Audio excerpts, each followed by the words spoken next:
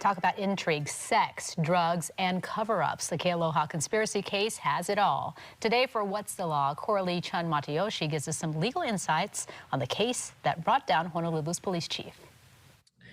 Bringing in our good friend of Living 808's Coralie Chun-Matayoshi into today's show.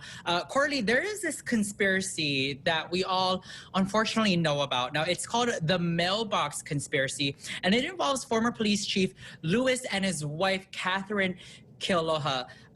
Tell all of our viewers who don't really know too much about it, the motive behind this conspiracy, because it's kind of interesting. It really all started when Catherine Kealoha's uncle Gerard and her grandmother Florence filed a civil lawsuit against Catherine, alleging that she swindled them out of a reverse mortgage payment scheme, eventually causing Florence to lose her family home.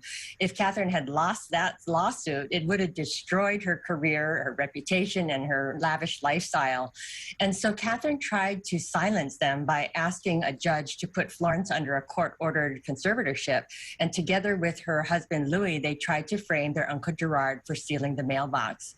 So in my November podcast, I spoke with Alexander Silvert. He's a public defender who represented Puana after his arrest. Ali led a 7-year effort to uncover the conspiracy to frame Gerard Puana and bring the case to federal authorities. And he just came out with a book called The Mailbox Conspiracy, The Inside Story of the Greatest Corruption Case in Hawaii's History. Coralie, it sounds like the Kealohas went through a lot to silence the Puanas, correct? Yes, they did. They falsely claimed that a more expensive mailbox was stolen so that if Gerard was convicted, it would have been a felony instead of a misdemeanor. And together with a special CIU unit of the police department, they fabricated and tampered with surveillance video and police reports. They even changed the results of a lie detector test to try to ruin Gerard's credibility in the civil suit against Catherine. Wow, that's a lot to take in. And all of this can be kind of talked about in the book, The Mailbox Conspiracy, which, by the way, in the book, there's a chapter called Subpoena Wars. Tell us a little bit about that chapter. So whenever a civil or criminal lawsuit is filed, each side wants to get as much information as they can from the other side. And most parties don't want to just hand over documents or witnesses, and that's what a subpoena is for. It's a written order to compel someone to appear or produce documents. And if you don't comply, you can be in contempt of court, so it's kind of serious. Subpoenas issued to HPD in the Catherine Kealoha case revealed that some records were altered, hidden, or destroyed. And one of the most dramatic things that happened was when Prosecutor Keith Kaneshiro refused to accept a subpoena that was requesting Catherine Kealoha's employment records. A gag order was later issued preventing Catherine's release of the medical records, which is still in effect today.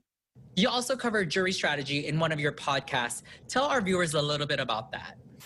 So the Sixth Amendment of the Constitution gives criminal defendants facing over 6 years of imprisonment the right to a speedy and public trial by an impartial jury of their peers.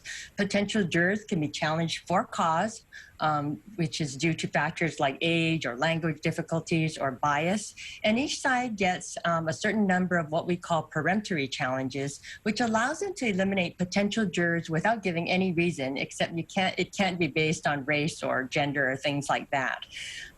There's a controversy right now in the Ahmaud Arbery case. It's those 3 white defendants that were chasing Ahmaud Arbery, who is black, in a pickup truck, and they shot him.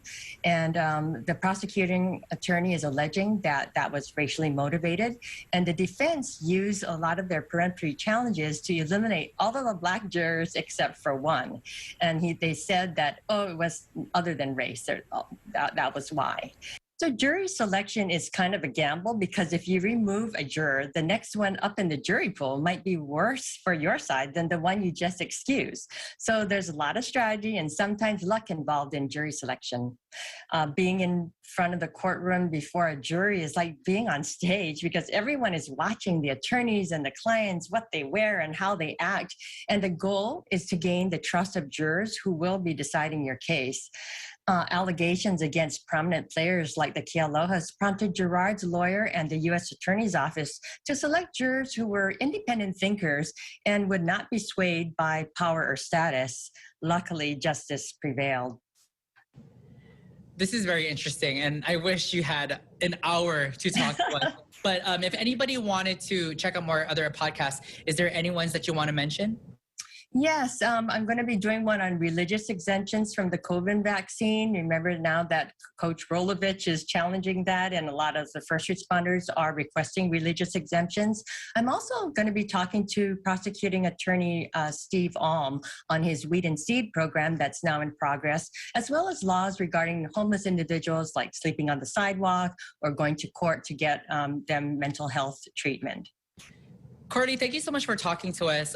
Like I said, I wish we had a lot more time to talk. It's very interesting. But everyone, we'll have more information on KHON2.com. Coralie, thank you so much and have a great day. Thank you, Mikey. Tanya, and after we were done filming, we did speak some more. It's so interesting, sad. All the twists and turns and developments, and how in real news time, each new development would just get more twisted and bizarre, Right. and then just like unraveling all of that and literally bringing down the police chief. Yeah, you guys, I was telling Tanya earlier, I said, this is almost kind of like a movie. Like, it almost doesn't seem real. Yeah, but Coralie, thank you so much. She has a lot of interesting podcasts that you guys can check out at KHON2.com.